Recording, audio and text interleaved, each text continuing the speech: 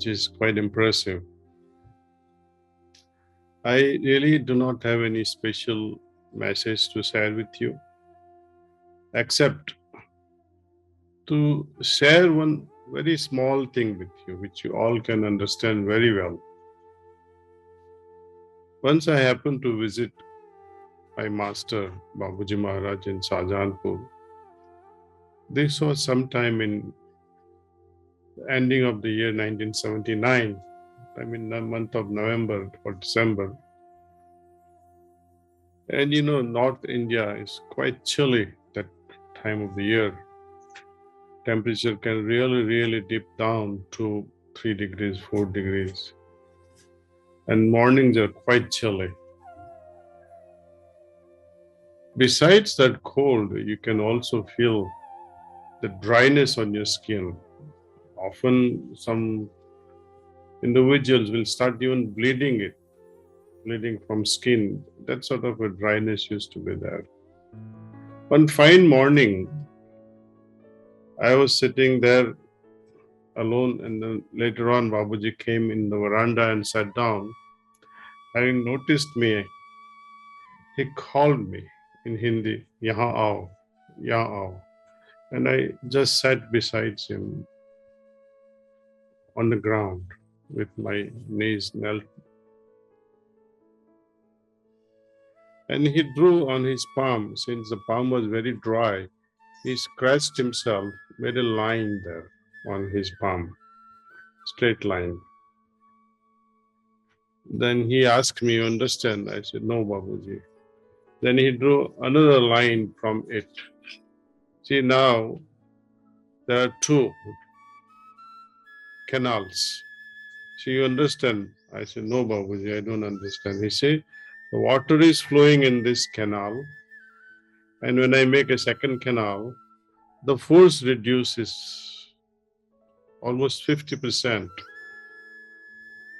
And if I make a third one, now you understand." I say, "Yes, Babuji, I understand very well."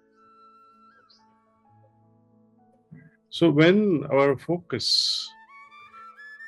is kind of a go-getter kind of a thing, if you are playing sports, your entire focus is on that game, how to win the game. If you are a badminton player, how to defeat the other person with proper handling and responding.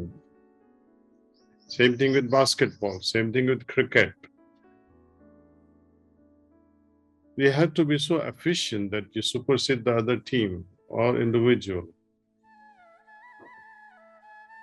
Education today, no doubt, it has become competitive. At the same time, it has become more fun type of a thing. Without competition, imagine who will study. And without this ranking system that is there, which is unfortunate, but it has its own merits also. So that, in certain degree courses, only those who deserve it will be able to enter it. All the more and more focus will be required from your side.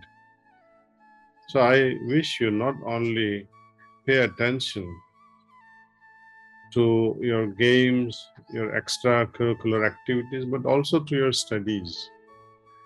In Sahaj Marg, philosophically speaking, we say we don't have to become a monk and run away into the forest in searching for a god. Our Guruji again, he used to say, God is not lost that you are looking for. You are lost. Look for yourself. What is your goal in life? Try to find it.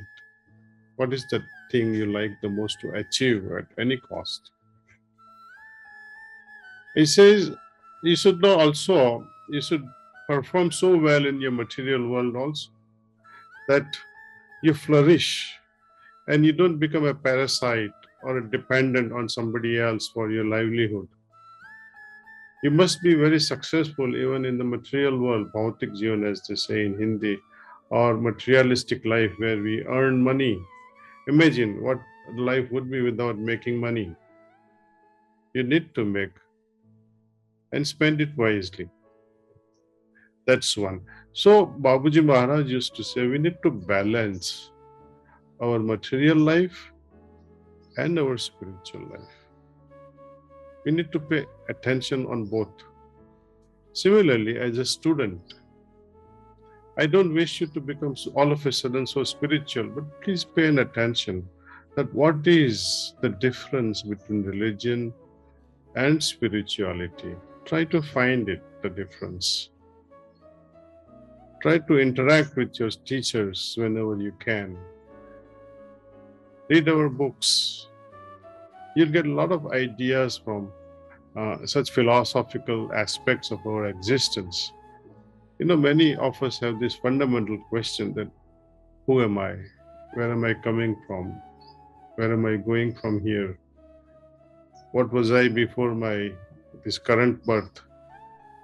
Will there be a future birth?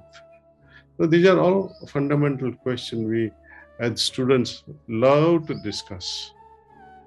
Is there a spirit world? Is there a ghost? Is there God? So one side is this esoteric life. Another side of students' life is fun and game. You like to enjoy. Life has to be enjoyed. At the same time, you need to study also. Study can also become an enjoyable act. Make it more fun-loving. And when you make your education fun-loving, then it will not become very torturous for you. Imagine, I give you a classical example, again from the quotation by my Guruji Maharaj, Babuji Sahab. He says, look at the laborer in the farm. He's toiling away with so much of hard work under the full bright sun from morning to evening. He works so hard in the farm. He's sweating away. He works really, really hard. Now imagine another scenario where people are working day in and day out for hours together in a gym. What happens there in a gym? You're always thinking that I'm making my body healthier. There's another level of thinking that I'm becoming healthier. I'm developing biceps. I'm developing 5 abs or 6 abs. So on one side, a person becomes healthier because of the attitude. He may even spend a lot of calories or burn a lot of calories in the gymnasium, much more than a laborer in the farm. But he seemed to build muscles, while the laborer, because of his attitude of helplessness, that I have to work, I have no other choice, and he hates his work. When you hate your work, the task ahead, then you lose a lot. What is the difference between an ordinary student, a dumb student, and a bright student? I like to give an example. From this example, you can also correlate and understand the differences between ordinary, bright, and a dumb student. Take, for example, a horse. I don't know how many of you love to ride a horse, but whenever you get a chance in the future, you will know that there are various types of one type of horse you mount on a horse and you try to make it run, and they will not move even one step ahead. You have to keep hitting them from the back and still they will not move. There are kinds of horses where you just do like this and they start charging, they start running. There are another type of horses where you just raise a whip, but you have not hit the horse as yet, but they see the shadow of it and just start charging. Just one ishara, as they say, one suggestion is fair enough. Students also, before even a teacher is about to teach, they already have grasped the thing long before. Some students, even after teaching so many times, they don't get it. The interest factor here rules the game in education. You have to study anyway. Whether you like it or not, you have to study. So might as well like it and study and see the difference. Even if you pretend that I like it, one day it can become a real hobby, real joy in studying. So, my dear friends, if you cannot create such interest, pray to God. God, I need your intervention. I need your help.